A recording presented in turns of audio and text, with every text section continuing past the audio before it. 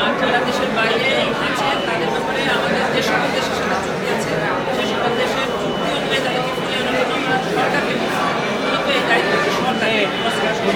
ভারত থেকে কোনো ধরনের চাপ আপনারা ফিল করছেন কিনা? ভারত থেকে